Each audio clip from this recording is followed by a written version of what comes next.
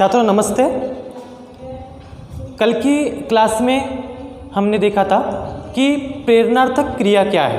जैसे प्रथम प्रेरणार्थक और द्वितीय प्रेरणार्थक हम देख चुके हैं, ठीक है। तो प्रेरणार्थक क्रिया बनाने के कुछ छोटे छोटे नियम हैं, वह हम आज देखने वाले हैं, ठीक है।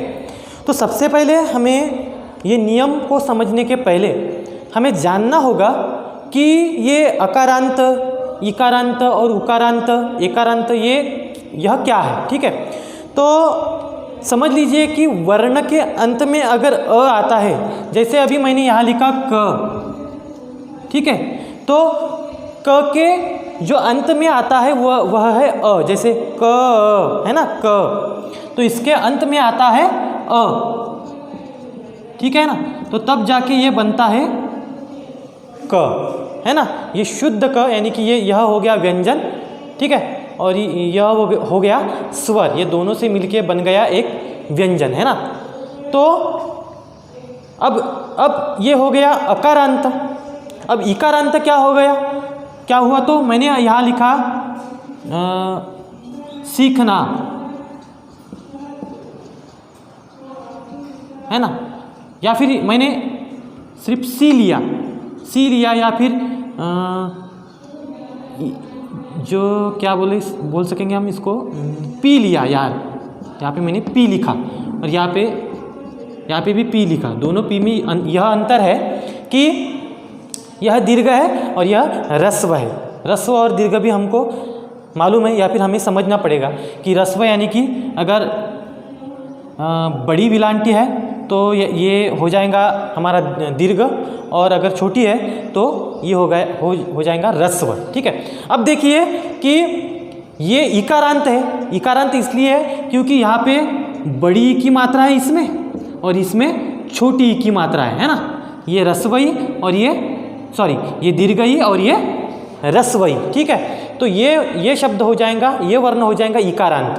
ये दोनों भी क्या है, इकारांत। जैसे ये अकारांत है वैसे ये इकारांत है। मैंने यहाँ पे अगर का लिखता, अगर मैं यहाँ पे का लिखता और फिर यहाँ पे आ हो जाएगा, है ना। तो ये हो गया आकारांत।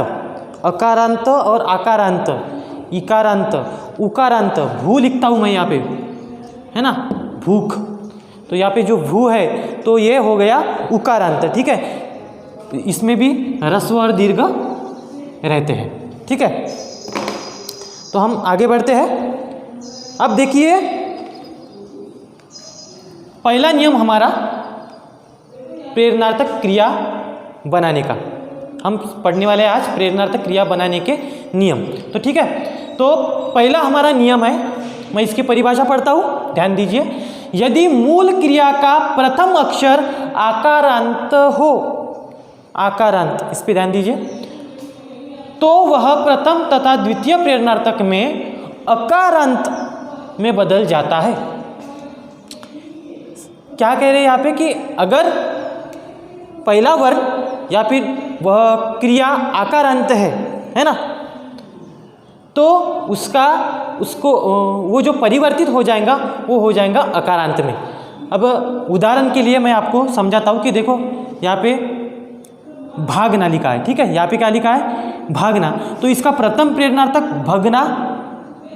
भगाना और द्वितीय प्रेरणार्थक भगवाना हो गया है ना।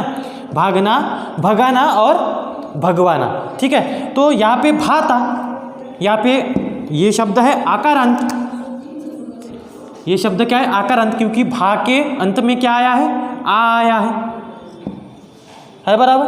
तो भा के अगर अंत में आ आया है तो यहाँ इसका परिवर्तन हो जाएगा अकारांत में। जैसे भगना, भ के अंत में अभी अ आया है, ठीक है। भगाना और भगवाना, इसमें इस भ के, ये दोनों भी भ के अंत में अ आया है, ये अकारांत बन गया है। यह हो गया हमारा पहला नियम, ठीक है। अभी हम दूसरा नियम जानेंगे। इसका ही मैंने दूसरा भी उदाहरण दिया है कि जागना, जगाना, जगवाना, ठीक है। ये देख लीजिए आप। अभी दूसरा नियम हम देखने वाले हैं।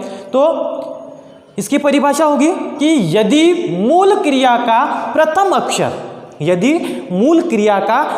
अक्षर इकारांत हो, है ना, ई से। अब यहाँ पे दीर्घ ई है, ये भी ध्यान दीजिए आप, ठीक है।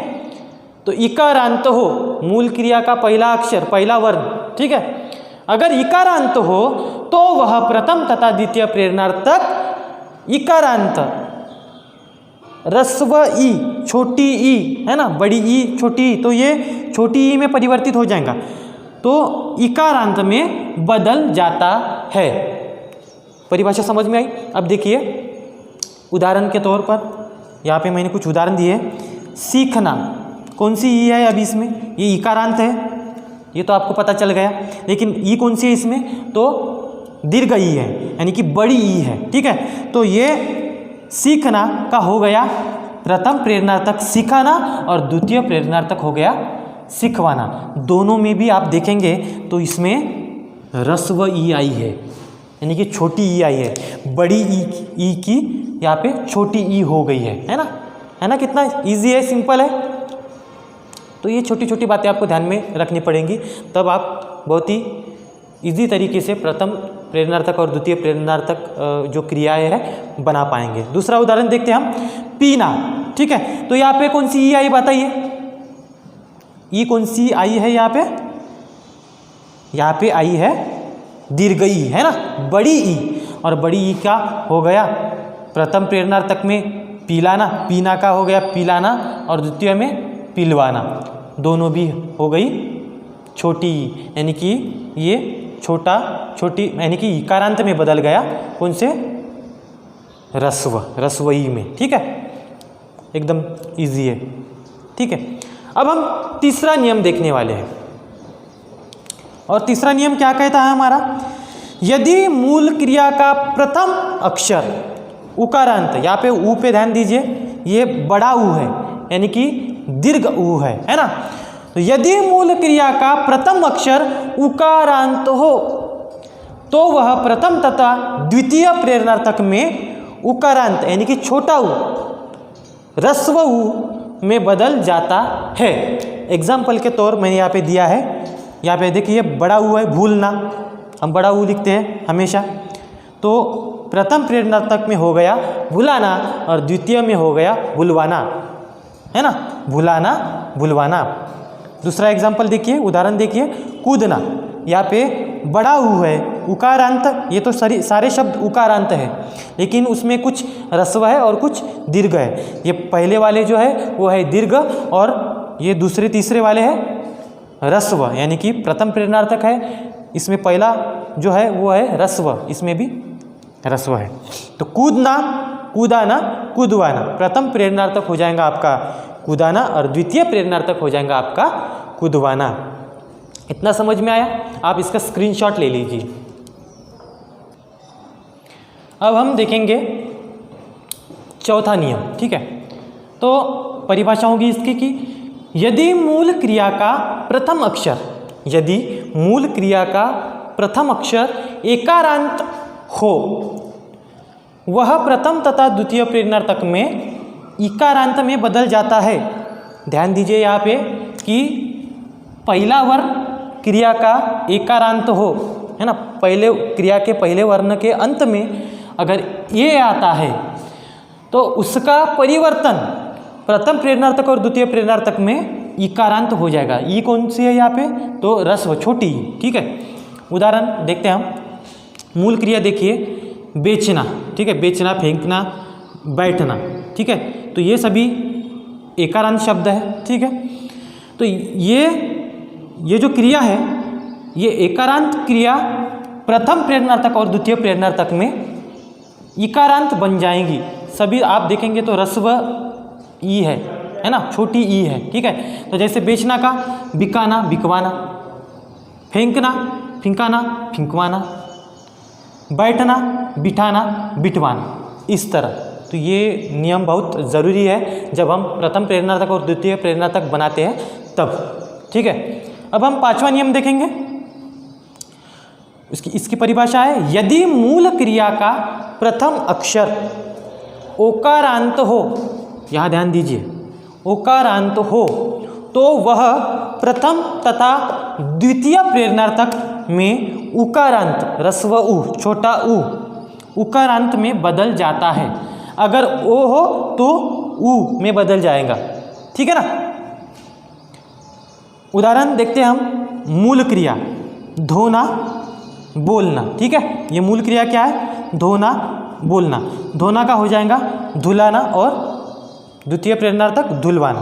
बोलना का बुलाना और बुलवाना, द्वितीय प्रेरणार्थक। तो क्या हुआ यहाँ पे, धो के अंत में क्या आया है, ओ। धो यानी कि ओ है ना, धो के अंत में क्या आया है, ओ आया है, ठीक है। अब इसका परिवर्तन किस में हो गया, ऊ में हो गया, ह्रस्व ऊ, छोटा ऊ। जैसे धुलाना, धू के अंत में क्या है, ऊ है, धू धू है ना, धुलाना धुलवाना, ठीक है।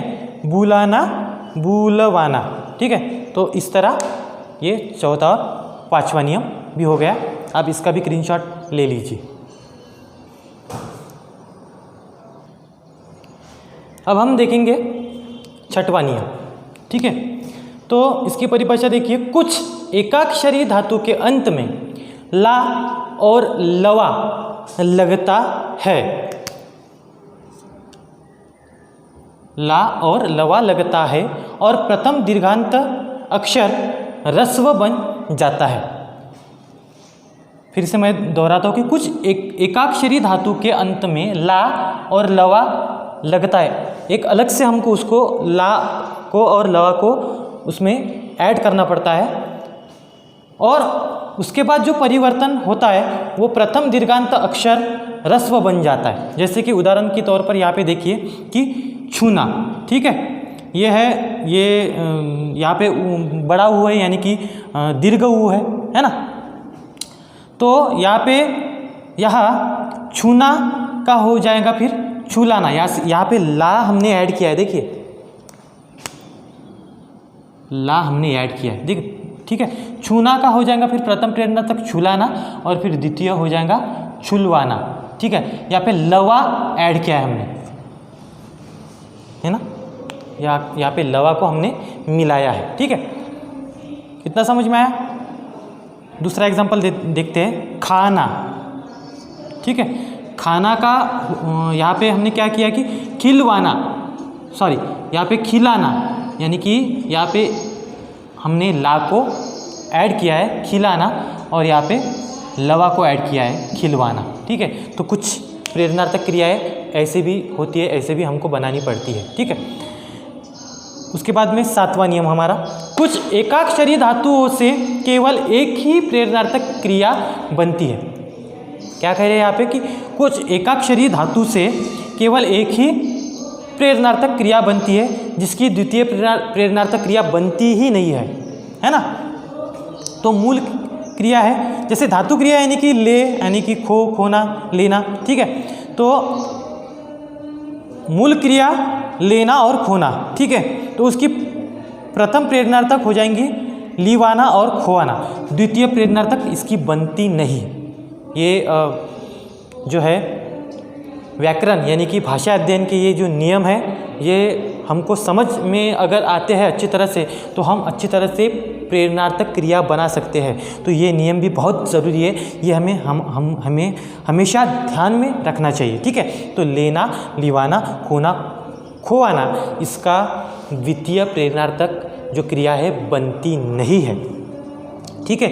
ये भी आप आठवां भी जो नियम है आप ध्यान में रखिए कि यदि मूल धातु का प्रथम अक्षर अकारांत, इकारांत या फिर उकारांत हो तो उसमें किसी भी प्रकार का बदलाव यानी कि परिवर्तन नहीं होता है, ठीक है ना।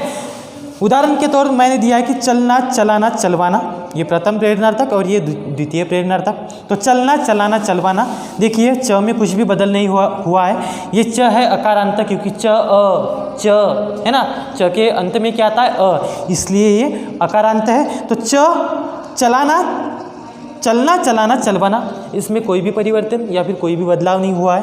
उसके बाद गी यानी कि इकारांत, छोटी है यानी कि ह्रस्व है, तो गिरना, गिराना और गिरवाना, है ना, कोई भी बदल नहीं। और इसके बाद उकारांत, तो जुटना, जुटाना और जुटवाना, इसमें भी कोई बदल नहीं है, ठीक है। तो ये हो गए प्रेरणार्थक क्रिया बनाने के नियम। मैं आशा करता हूँ कि आपको ये बहुत ही अच्छी तरह से समझ में आए होंगे। आप इसका भी स्क्रीनशॉट ले लीजिए और ये परीक्षा में पूछे जाते हैं। और ये इसी तरह ये हमारा जो प्रेरणार्थक क्रिया बनाने का जो नियम है यहीं पे समाप्त होते हैं। धन्यवाद।